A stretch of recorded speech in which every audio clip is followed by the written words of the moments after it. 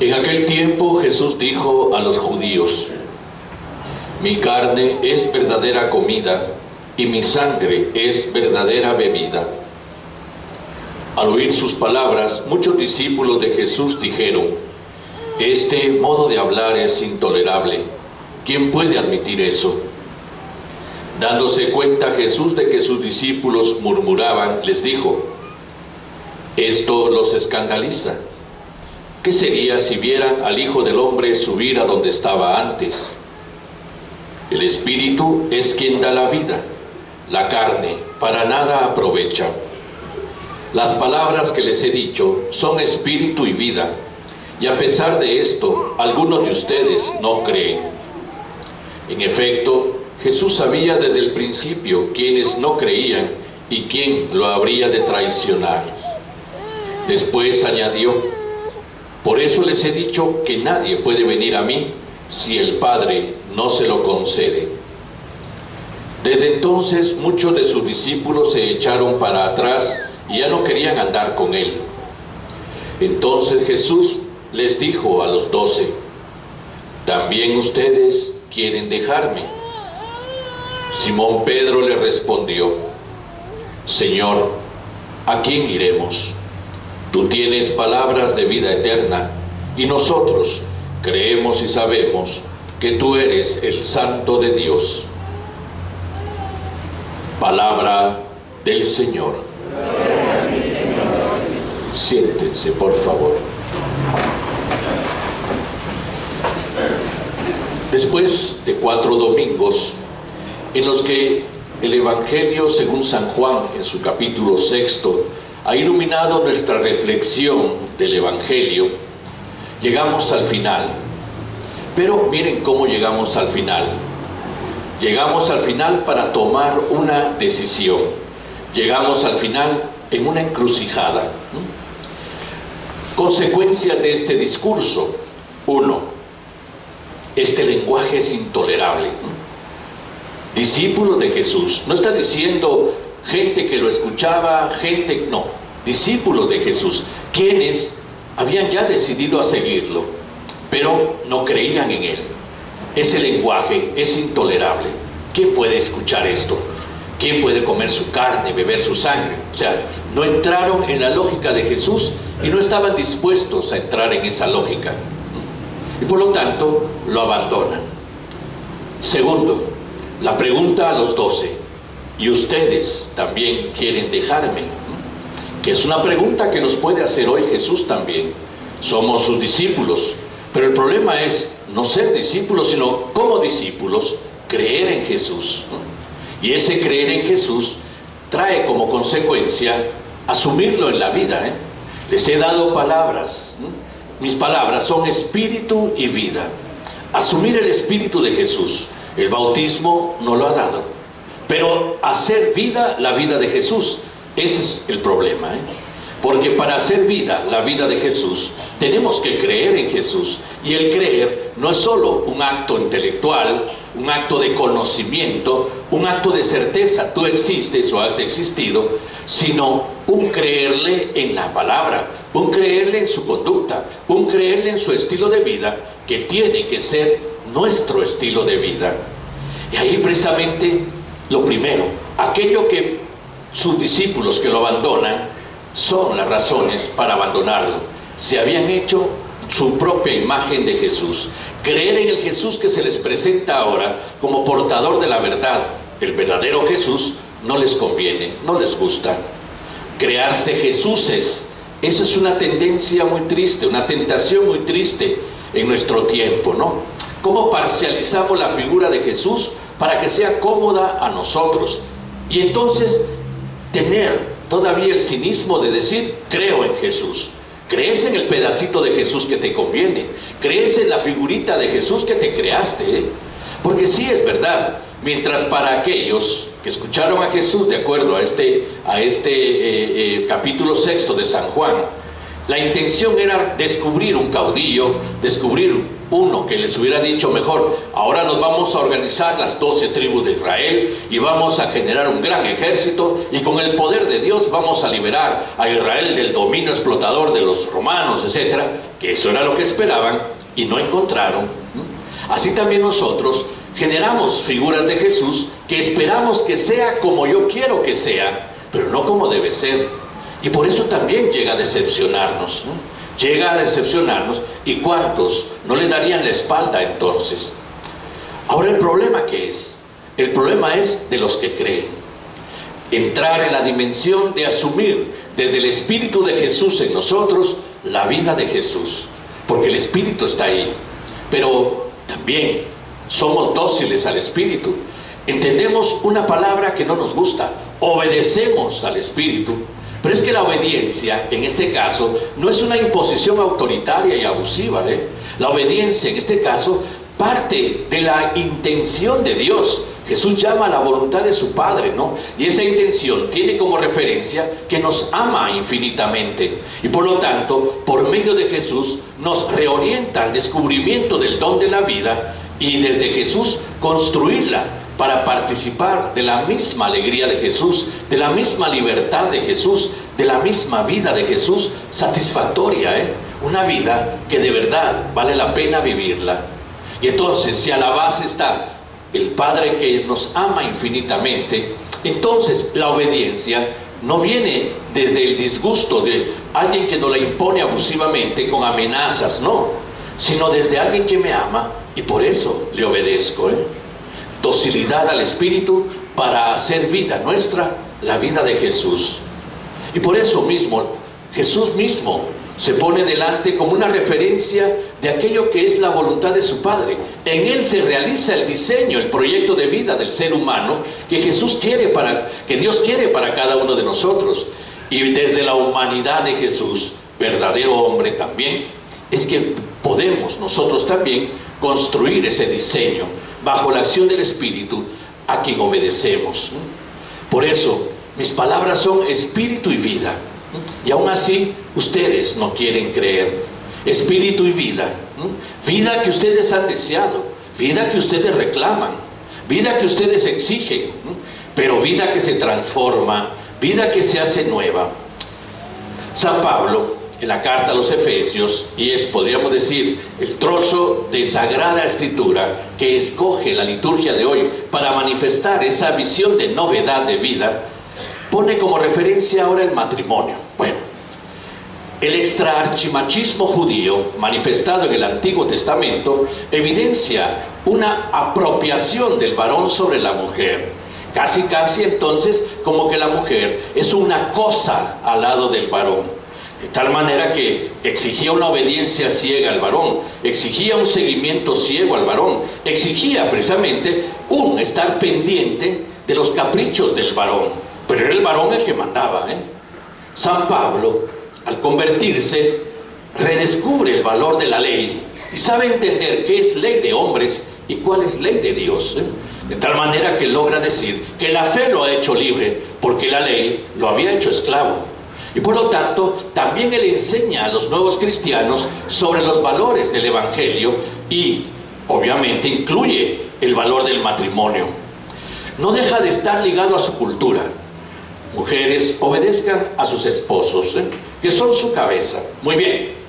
Pero ya entendemos que el obedecer de San Pablo ya es el obedecer del Evangelio, no el obedecer del Antiguo Testamento ligado al miedo terrible de Dios, sino el obedecer desde el amor de Dios. Y por lo tanto es una obediencia amorosa que subordina mutuamente tanto a la mujer con respecto a su esposo, como más adelante dirá San Pablo, el esposo con respecto a su mujer. Entonces, igualdad. Y si tú quieres ser cabeza de tu mujer, lo vas a hacer como Cristo es cabeza de su iglesia. San Pablo pone como referencia la alianza entre Cristo, la nueva alianza, y su nuevo pueblo, la iglesia, ¿no? Alianza. El matrimonio es alianza. ¿Qué significa tener esa alianza? En Cristo encontramos la razón de esa alianza cuando Él es aquel que cuida, protege a su iglesia, le sirve a su iglesia. Por lo tanto, ahora, en la visión del jefe de la casa, de la cabeza del hogar.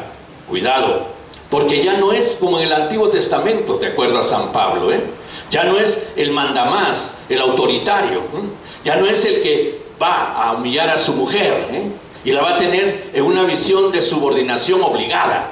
No, sino en la visión de alguien que se ama a sí mismo, y por lo tanto, desde el amor a sí mismo, descubre la dignidad única de su mujer, que es la misma que él tiene. No está subordinado. Antiguo Testamento, out. Evangelio, Nuevo Testamento. Esa es nuestra identidad. Y por lo tanto, hace la referencia, varones, como Cristo a su iglesia. ¿Cómo hace Cristo a su iglesia? El que quiera ser el más grande entre ustedes, que sea su servidor. Entonces, marido, si vas a ser cabeza de tu mujer, eres su servidor, no su mandamás, eres su servidor, como Cristo sirve a su iglesia. Eso transforma por completo la mentalidad, porque hace redescubrir algo que Moisés nunca tuvo en cuenta. Aquel Moisés que en el capítulo 24 del Éxodo y permite el repudio de las mujeres por cualquier motivo, ahora viene corregido por Jesús, y ese es el eco de San Pablo, para decir no, son dos que se han hecho uno, y por lo tanto es una subordinación mutua desde el amor. Y aquel que se quiera creer cabeza de su mujer, lo entiende ya desde Cristo, no desde Moisés. Servidor de su mujer, amante de la dignidad de la mujer como se ama a sí mismo, porque nadie ha rechazado a su propio yo. Novedad de vida, ¿no? La obedecemos en nuestro tiempo, países latinoamericanos todavía envenenados de machismo, y ahí es donde viene la exigencia de la obediencia y de la transformación de una mentalidad, porque las consecuencias de actitudes todavía ligadas a una aparente obediencia de la Escritura, más del Antiguo Testamento que del Nuevo Testamento, lleva entonces a tanto dolor, a tanta tristeza, tanta división. Y por eso Jesús, como referencia de vida, garantiza la libertad y la verdadera alegría del hombre, pero exige transformación de mente. ¿Cuántas veces San Pablo, que siempre termina sus cartas o incluye en sus cartas, después de una alta teología, actitudes, conducta, forma de ser, todo concreto, todo bien entendido desde una conducta, e invita desde esas cartas a cambiar de mentalidad, a ajustarse a la nueva mentalidad del Evangelio? Es porque San Pablo mismo lo ha sabido hacer y por lo tanto obedece a Cristo. Y San Pablo es San Pablo, Por lo tanto, entonces, Cristo, como referencia de vida, nos va a pedir a nosotros que podamos ser dóciles a la acción del Espíritu en nosotros, que nos hace comprender las palabras de Jesús, palabras de vida, para hacerlas vida en nosotros. Estamos dispuestos a la transformación de nuestra mentalidad, para también transformar nuestra conducta y nuestra forma de ser. Y ahí precisamente el desafío. Y ahí porque llegamos a una encrucijada. También la primera lectura pone a un Josué delante del pueblo de Israel.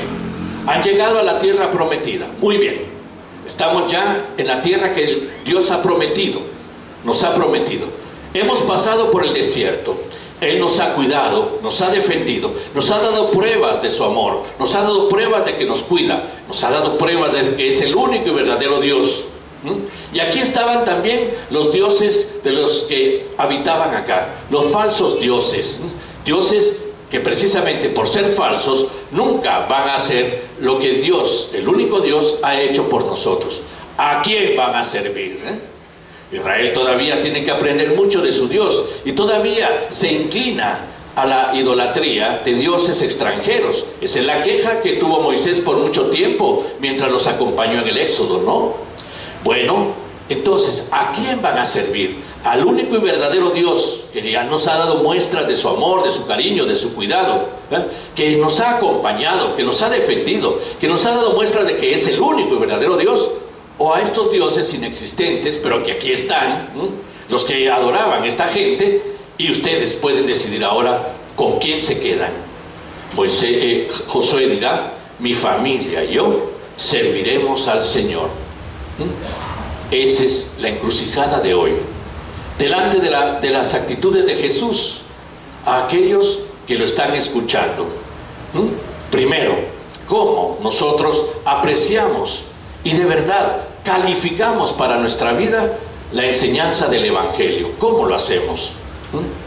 Somos de aquellos que entonces parcializamos el Evangelio para aquello que nos acomoda, aquello que nos parece bonito, aquello que de verdad sí me gusta, para dejar a un lado lo demás. Entonces mejor le damos la espalda, seamos más honestos. Nada de hacer un mediocristito por ahí, nada de hacer un mediocristianismo por allá. Eso no es ser cristiano, ¿eh? El cristiano es aquel que asume completamente la enseñanza de Jesús, que de acuerdo a la acción del Espíritu en su vida, la va haciendo realidad, porque obedece a esa acción del Espíritu, porque sabe que este es el camino de lo que busca. Ya Jesús en este mismo discurso lo dijo, ¿no? El que me come, el que me bebe, no tendrá más hambre y no tendrá más sed. ¿Hambre y sed de qué? Esas hambres y esas sedes que tenemos, hambre de vida, hambre de justicia, sed de paz, sed de amor, hambres y sedes, deseos íntimos del hombre que a veces descuidamos por satisfacer otras cosas más ligadas al consumo, al materialismo, al capricho individualista y egoísta del ser humano, Y entonces seguimos con el vacío que nos exige una satisfacción en cuanto a amor, en cuanto a vida, en cuanto a libertad, en cuanto a justicia, Entonces aquí están las verdaderas hambres y las verdaderas sedes que Jesús sacia, sacia desde su misma vida, que se presenta como alimento de vida, Y por lo tanto entonces, ¿a quién vamos a obedecer? Esa es la pregunta de hoy. ¿Le vamos a dar la espalda a Jesús siendo discípulos de Jesús? Porque no nos gusta ya su lenguaje, porque nos parece demasiado exigente, porque no nos gusta, porque ya no es aquel Jesucito que es bonito porque va en las andas en Semana Santa y se bambolea de arriba abajo, ¿no? O aquel Jesucito tranquilito que yo tengo ahí en la mesa de noche, que no es que me exija tanto más que una veladora y una rezadita a las noches, O el Jesús que me habla día a día y me invita a seguirlo por el camino de la vida, para hacer vida lo que es Él en mí. Pero dense cuenta, no hay imposición autoritaria, ni hay tampoco reacción violenta, iracunda de parte de Jesús. Los que le dan la espalda se van, simple y sencillamente. Jesús no le está diciendo, ahora desgraciados se van a ir al infierno y va a caer azufre sobre ustedes. No. Me llama la atención cuánto grupo fundamentalista cristiano así reacciona, solo para ganar adeptos. El problema no es un proselitismo religioso que es ridículo, porque ganar adeptos por medio del miedo del infierno y muchas cosas es muy fácil, pero serán honestos, serán sinceros. Levantar la manita es muy fácil, pero será por honestidad o por conveniencia, Entonces, cuidado, porque al final se quedan 12 de los discípulos que seguían a Jesús. Y a Jesús no le importa que sean 12. No se pone a hacer estrategias de masificar su doctrina. No se pone a ver cómo reorganiza todo el discurso del capítulo 6 para que no sea tan escandaloso y no se le vaya a la gente. No. Es más, invita a aquellos que están cerca a decirles, si ustedes quieren irse, son completamente libres de irse. Pero Él no va a cambiar ni una coma de la verdad. El que la acepta porque sabe que primero es amado, porque quien te ama va a buscar el bien para tu vida, y por lo tanto aquí está este don que orienta tu vida, Por lo tanto, no hay otra forma de entender a Cristo que desde el discurso completo del Evangelio. Nada de la parcialización, a veces acomodaticia y egoísta, que muchas veces quisiéramos tener de un cristianismo facilón que no exija nada, pero que al final ni nos funciona, ni transforma nada en la sociedad. Esa es la pregunta de hoy entonces. Llegamos al final del capítulo 6, y también nosotros estamos en la encrucijada de abandonar o seguir adelante.